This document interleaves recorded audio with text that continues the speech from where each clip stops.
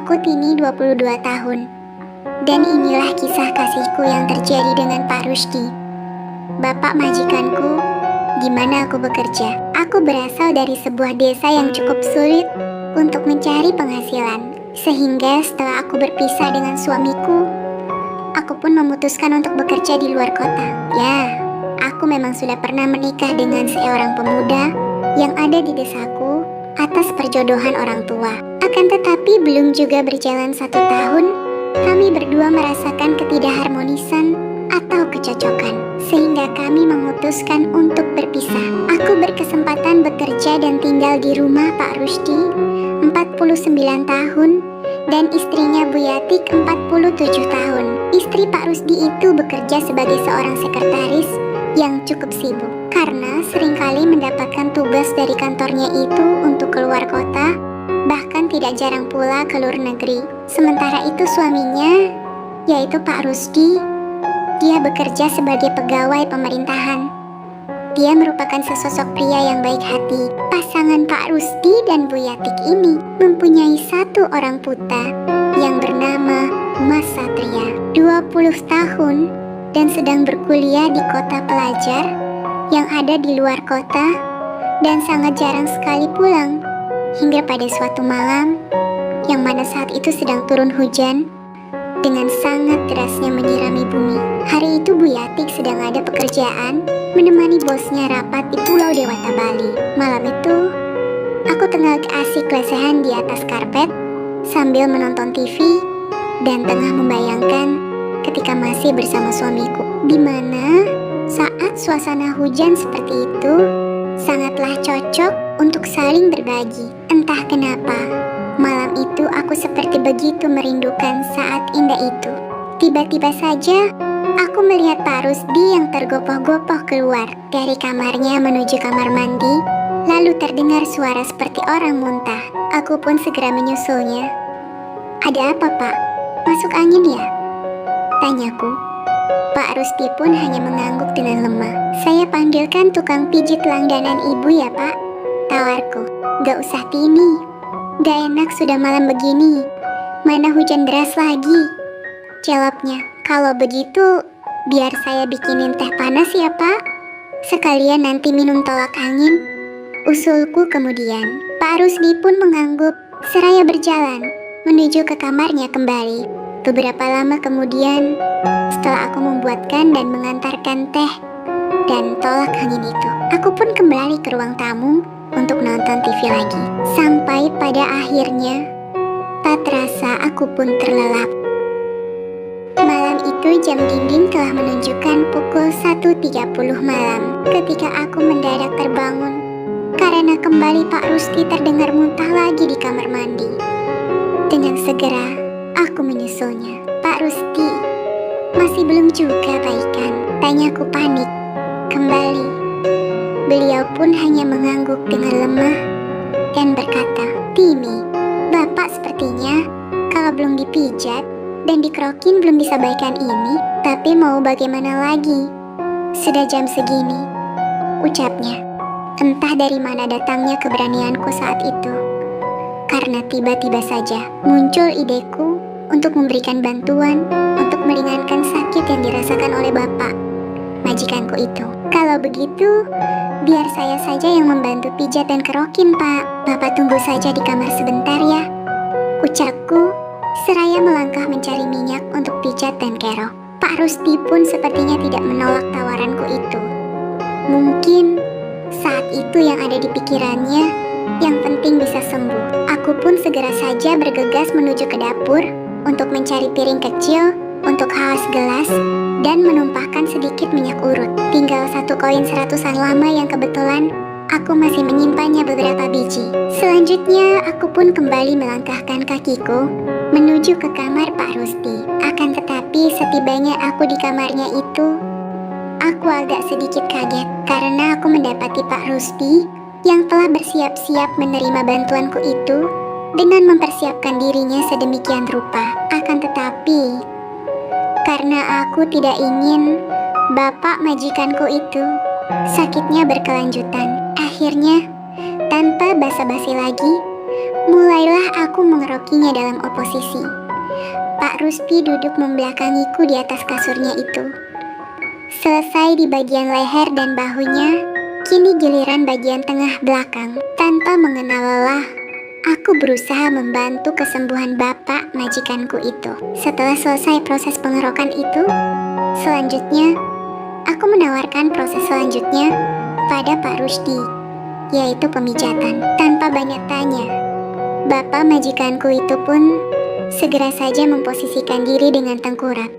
Selanjutnya dengan pengetahuan yang aku miliki, aku pun mulai memijat.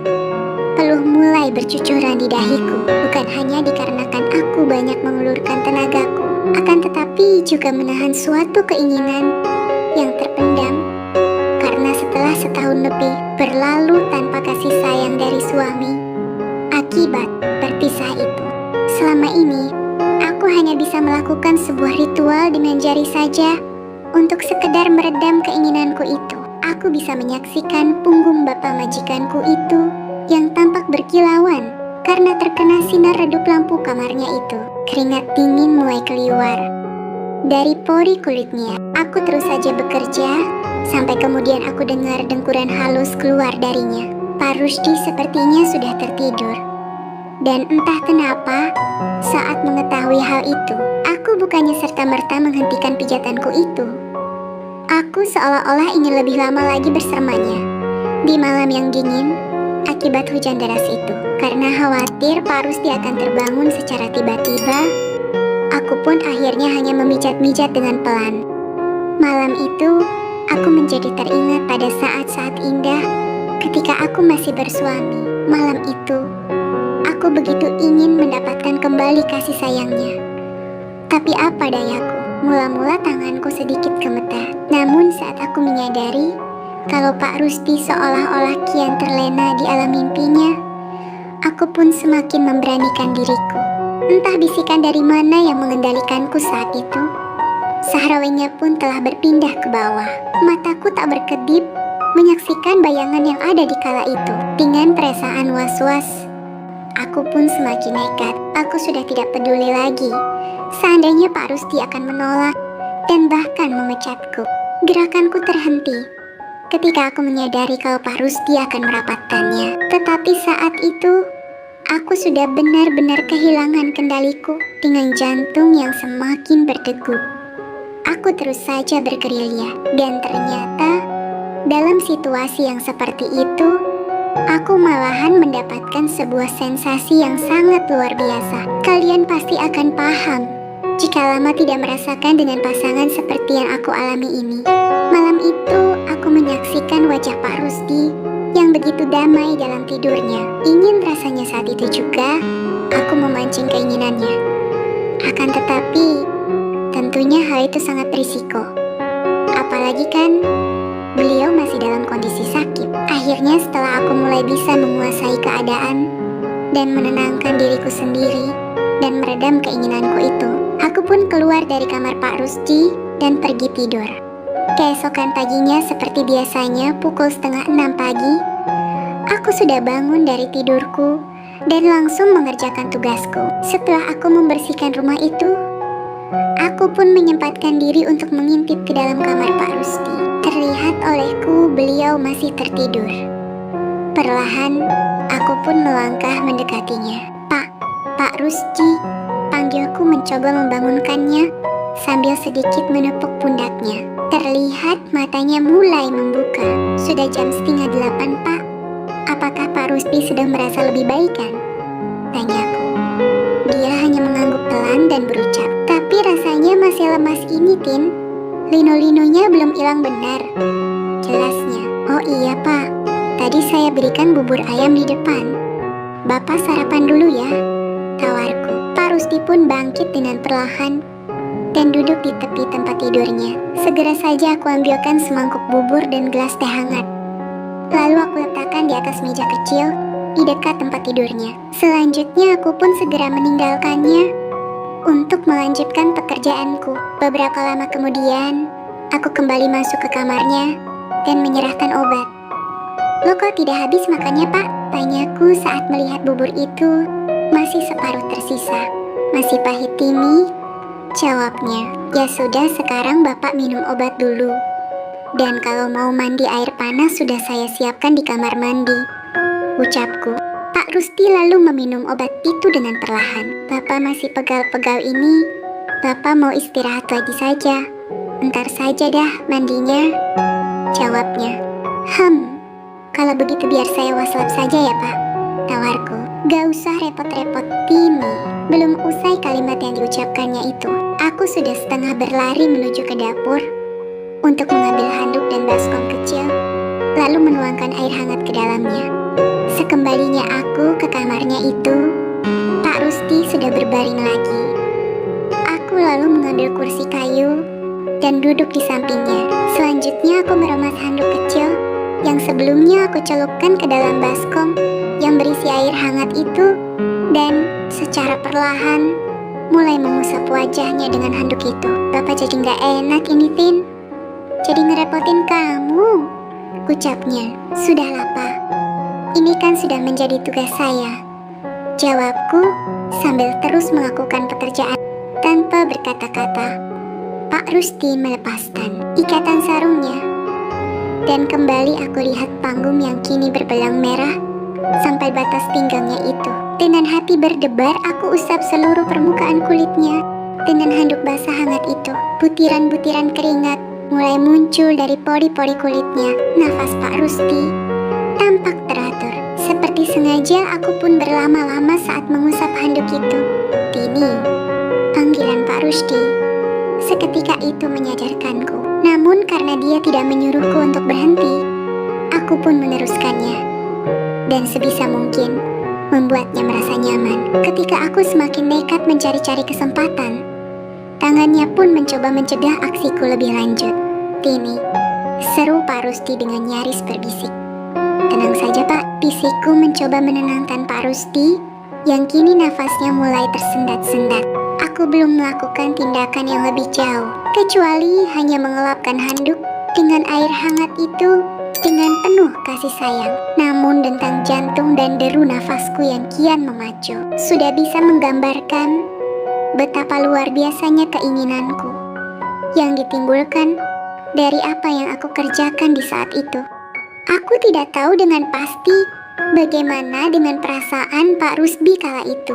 Yang aku tangkap hanya kuduknya yang tampak meremang, dan deru nafasnya terdengar olehku mulai tidak beraturan. Selanjutnya aku pun melakukan sesuatu dengan mengikuti naluriku saja. Naluri seorang wanita yang sekian lama tidak mendapatkan nafkah batin. Pak Rusdi meraih kedua pergelangan tanganku.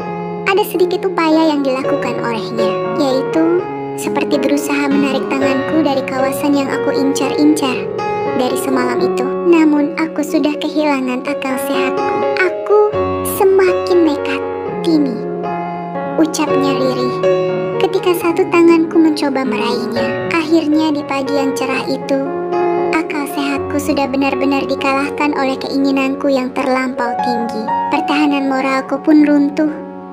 Aku rebahkan Pak Rusdi dan mulai berusaha membuatnya terpancing dengan caraku. Bapak majikanku itu mencoba menolak dengan mendorongku.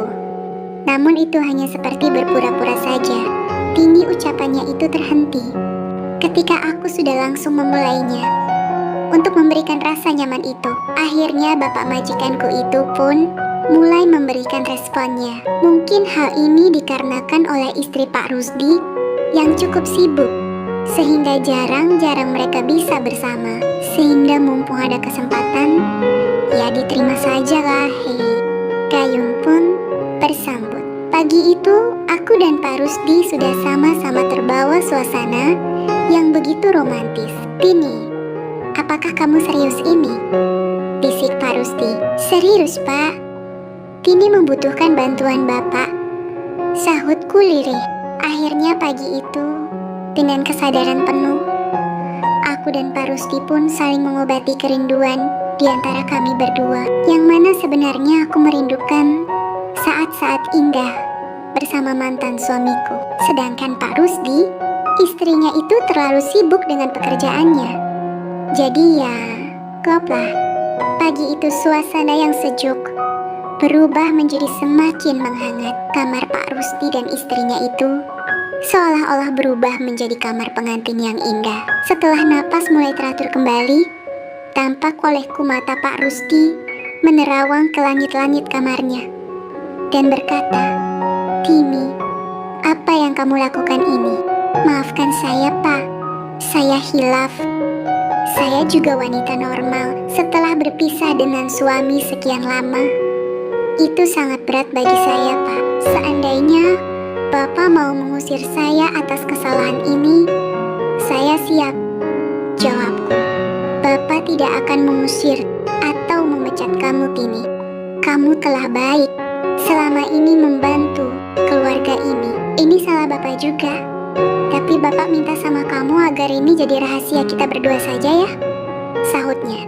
"Saya akan jaga rahasia ini, Pak," jawabku pelan sambil berupaya untuk kembali memancingnya. Kali ini Pak Rusdi mengambil alih posisi dan dengan penuh semangat berusaha menemaniku sampai di puncak yang indah di pagi itu. Setelah beberapa saat lamanya, kami pun berhasil untuk yang kedua kalinya meraih puncak itu bersama-sama. Setelah cukup beristirahat, aku pun bertanya, "Bagaimana, Pak? Apakah sekarang merasa lebih baik kan? Atau sebaliknya?" "Aneh banget ini, Tini. Sekarang malah merasa lebih segar dari hari-hari sebelumnya," sahutnya dengan senyumnya yang penuh kebahagiaan. "Berarti sakitnya Bapak itu akibat dari keinginan yang tidak terrealisasikan." "Hihihi," sahutku. "Sepertinya iya, Tin," sahutnya malu-malu. "Tenang saja, Pak. Mulai sekarang selama tidak ada ibu, Timi siap jadi penggantinya," ucapku. Selanjutnya pagi itu pun kami ulangi lagi sampai kami benar-benar merasa letih. Semenjak kejadian hari itu, aku dan Pak Rusdi tiap istrinya sedang keluar kota, aku selalu dipanggilnya datang ke kamarnya. Demikianlah kisah yang bisa aku bagikan dalam kesempatan ini. Sekian dan terima kasih.